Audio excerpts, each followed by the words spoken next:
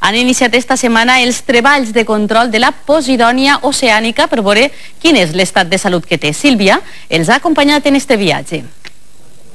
Benvinguts al Tarro Blanco, el vaixell de la Universitat Catòlica de València que estos dies, i amb uns científics a bord, recorre tota la costa de Moraira. El que fan és estudiar la població de Posidònia i, per exemple, en aquestes piquetes el que fan és delimitar tota la superfície que abarca esta planta, que és importantíssima per a mantenir el benestar de la costa.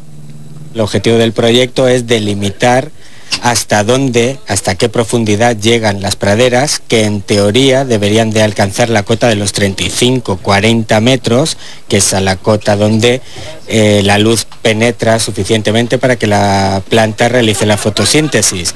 Ara, a quants metres de profunditat aneu? Ara anem a fer una immersió entre 5 i 10 metres de profunditat, perquè la primera que han fet este matí ha sigut prou profunda, n'han baixat a 24 metres.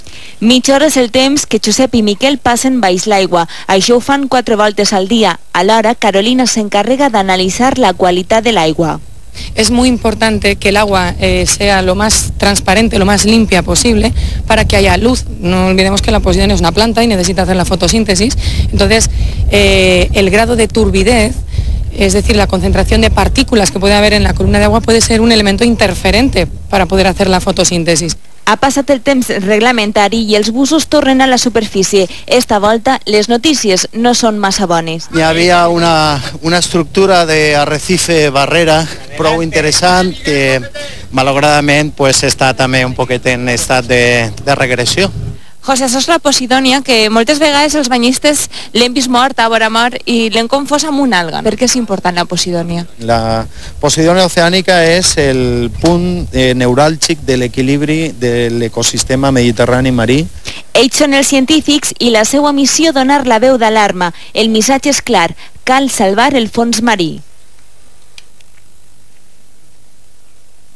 Ixim de l'aigua i ens quedem a la